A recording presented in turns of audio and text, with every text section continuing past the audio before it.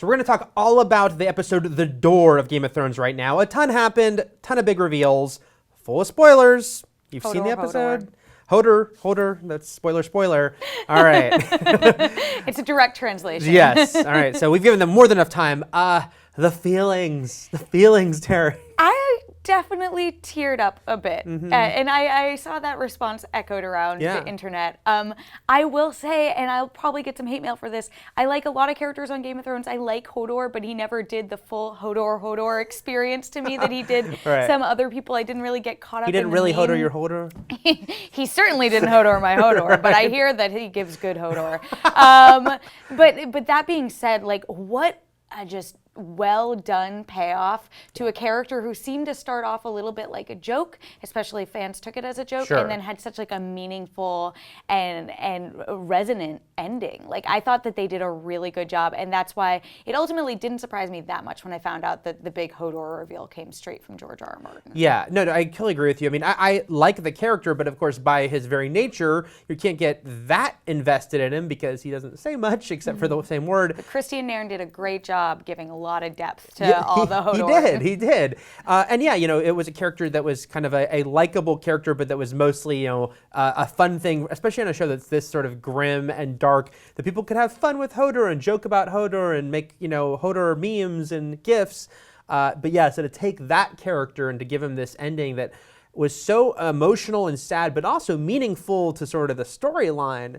That is very cool. Like, that's a very, great use of storytelling to do that, because suddenly it puts everything in a very different perspective. When you rewatch Game of Thrones and you see Hodor for the first time, you're like, oh man, you'll be sad, but B, it'll also be so much more meaningful why he says that one word. Why he says that one word and why, he protects Bran and all these things. But what's interesting is a couple weeks ago when the episode Home aired, and that was another big Bran-centric episode, we had this little conversation about whether the past can be changed on Game of Thrones. And I think I certainly wasn't expecting something like this to happen on the show that seemed to hint that, yes, Bran is affecting things in the past and present, and he has this ability.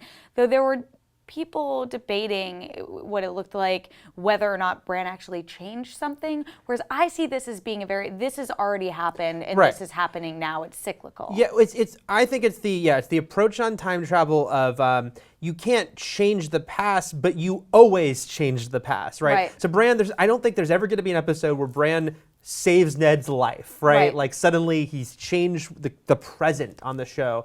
But the idea here is that he already did it. Like, that the history of Game of Thrones already involves Bran tampering with the past, and that's the one version of it that's always existed, but it's still fascinating because that still means that he might have changed other things, Exactly, and that's, it was funny after a couple episodes ago, like, a lot of people were like, oh, did Bran go in the past and, like, try and change things with the Mad King, and the Mad King heard whispers, and that's why he went crazy, and, like, at the time I was like, oh, that's just a silly theory, and now I'm like, no, that fully could be what it is. And there are also people theorizing that he could be Bran the Builder or one of these big figures in history, because now we're at the point where, we're a bit late in the story to really delve deep into the time travel element of the show. But that being said, Bran could do a lot of really meaningful things, and especially now without his mentor, because the Three-Eyed Raven died, like, what does he do with all these powers, especially since it was all uploaded into him, as the showrunner said, a lot quicker than anyone planned. Yeah, although that's kind of the theme of the season, is everything's moving very quickly. Things are moving very fast. Yeah, but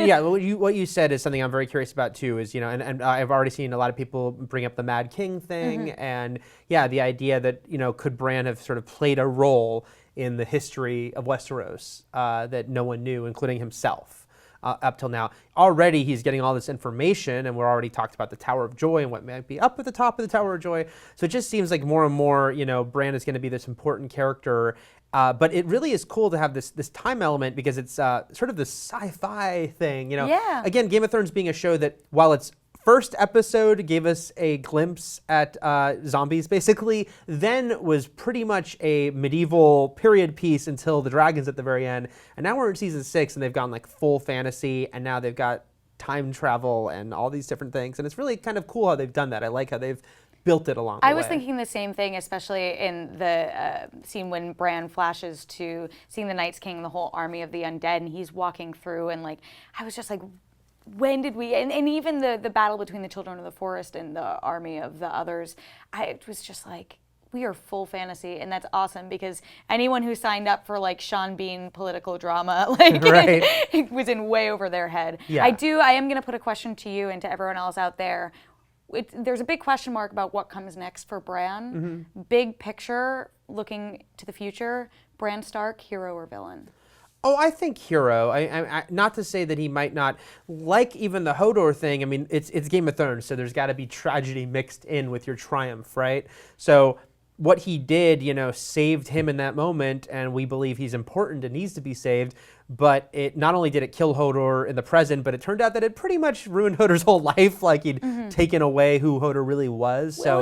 So I don't think he is going to be a villain per se, but I think there might be more things like that where the idea of sacrifice, of you can't just get something good, you can't just win. There has to be things you lose along the way. I think there's probably going to be more of that. See, I don't know. I've just had this like sinking suspicion for the past few years, reading a lot of theories and stuff like that, that Bran could be going more toward villain than hero. And I think he's at a really interesting point right now because we know like he literally has a connection with the Night's King. There's no three-eyed raven. Night King, but Night we're gonna all do that. Goodness. We've been calling him Shame Night's on King me. for years, and now suddenly Benioff and Weiss are like, no, it's No, the Night Night King. King. Yeah. Okay, Night King. Apologies. But yeah, he has this connection. The children of the forest are maybe gone, or maybe it's just the ones who are with the three-eyed raven. I'm a little unclear on that.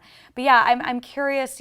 How deep is this connection that he now has with the Night King, and what does he do now that he has all these powers? Like we learn that we'll get into this in a little bit, but we learn that the children of the forest created the White Walkers as a weapon that clearly, I mean, the weapon's doing its job. It's killing trying to kill all of mankind. But like, could Bran become a leader of that? They've lost a few of their generals. Could the Night King try and bring Bran into the fray, especially with all of his powers? Yeah, I mean, I'm just saying, I'm just putting it out there. I want Bran Stark to be the hero that we all deserve, but except for this season, we rarely get the things that we want on Game of Thrones. Right. So I'm putting the question out there. I'm curious what you guys think. Bran Stark, hero or villain? So let us know about that in the comments. And also, what do you think about the whole sort of time travel element? And will we be seeing more of this as far as Bran having already affected things in the past and kind of learned that he was kind of the guy in the shadows in the past history? And what other events do you think he might have affected?